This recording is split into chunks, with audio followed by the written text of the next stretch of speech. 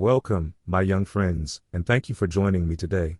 I want you to get comfortable, maybe snuggle up in your favorite blanket or settle into a cozy chair, because I am about to take you on a wonderful journey, a magical story about one of the strangest nights the world has ever known.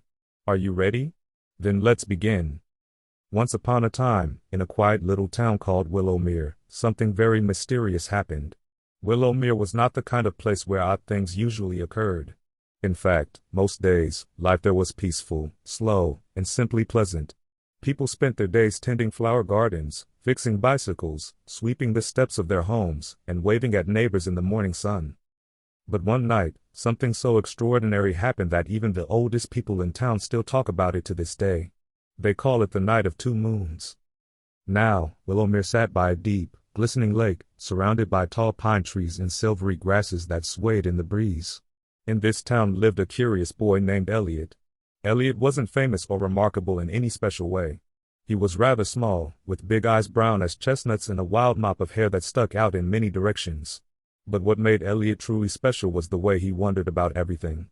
He liked to ask questions. Why do leaves turn gold in autumn? How do bees know where the flowers are? Where do stars go in the daytime? And, most importantly, what secrets might the world be hiding? On the day this story takes place, Elliot had spent the afternoon reading a book about the moon. He loved the moon, perhaps more than anyone else in town. At night, when everyone else was inside, Elliot would sneak out to the hill behind his house, sit on the soft grass, and talk to the moon as if it were his very best friend. On this particular evening, Elliot waited until his parents were asleep. He tiptoed past their door, careful not to make the floorboards creak, and slipped outside.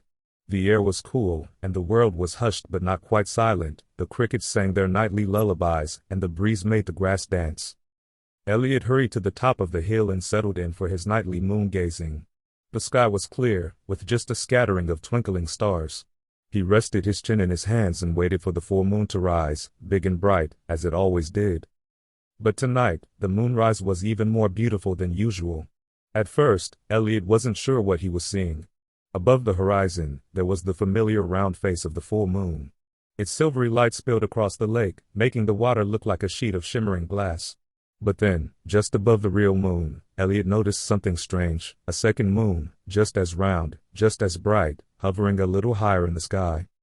Elliot rubbed his eyes. Surely, he was imagining it. He glanced down at his book, then looked up again.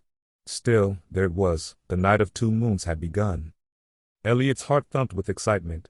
He stood up and called out softly, "Hello, moon? Hello, other moon?" But, of course, the moons did not answer. Instead, they glowed silently, side by side, their gentle light illuminating the whole countryside in a silvery dream. He ran back down the hill, his feet barely touching the grass, as he hurried to tell his parents. He burst into the kitchen, out of breath, and tugged at his mother's hand. "Mom, come quick. You have to see this. There are two moons in the sky." Elliot's mother, still a little sleepy, rubbed her eyes. "Two moons, darling? Are you sure you weren't dreaming on that hill of yours?" But Elliot insisted, and together they went back outside. By now, other neighbors were stepping out of their homes, drawn by the unusual brightness. Everyone stared up, jaws dropped in amazement. Some pointed, some gasped, and others whispered to one another. The two moons hung in the night, as real as could be. Old Mr. Caldwell, who ran the bakery, shook his head. "I've lived in Willowmere for 70 years, and I've never seen anything like this before," he said. Mrs. Jansen, the school teacher, fetched her notebook and began to scribble down observations. Even the mayor, who prided himself on never being surprised, stared open-mouthed. It was Elliot, though, who couldn't take his eyes off the moons. He wondered about 100 things at once. Was the second moon a twin? A visitor from far away? A trick of the light? Or maybe, just maybe, a message for everyone on Earth to pay attention to the world above? As the hours passed, the two moons floated across the sky together, peaceful and silent. The townspeople stayed outside, keeping watch. Some told old stories about the moon, a legend about a moon rabbit, another about a girl who lived in the moon and watched over the night. After a while, Elliot began to notice something even stranger. When he watched closely, he realized the second moon wasn't exactly the same as the first. It glowed a bit more softly, almost as if it were made of gauzy clouds. And when Elliot whispered, "Hello, are you real?" He thought he saw the second moon pulse slightly, as if it understood. By midnight, something extraordinary happened. The second moon began to change. Its surface shimmered with colors, pale blues, delicate pinks, and soft lavender swirls.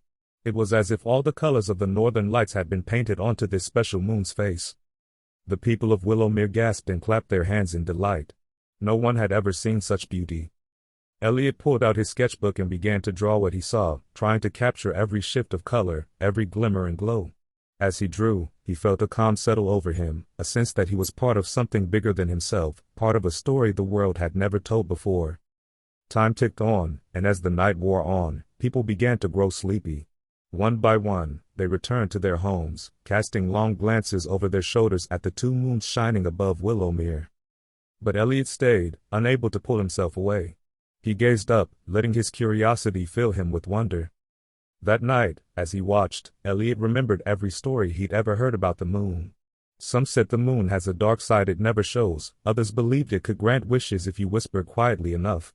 Some imagined the moon as a guardian, keeping safe watch over the earth as we all slept and dreamed. Elliot thought about these stories and imagined what the second moon might mean. Was it a sign? Was it a visitor, lonely and searching for friends? Or was it simply a magical gift, a reminder that the world is often more mysterious than we can understand? The sky began to grow lighter. The stars faded, and birds started to wake up in the trees. Elliot watched as, very slowly, the second moon began to fade. Its bright colors shimmered for one last moment, and then, it was gone. Daylight returned, and only one moon remained, sleeping somewhere beyond the blue of the morning. The townspeople awoke and blinked, wondering if the whole thing had been a dream. But when they saw the sketches Elliot had made, and heard children whisper about the magical colors, they knew it had truly happened. For many days, Willowmere was busy with questions. Scientists from far away called on the telephone asking what people had seen. Poets wrote poems about the second moon's colors. News reporters came to interview townsfolk, eager to learn who had witnessed the mysterious night.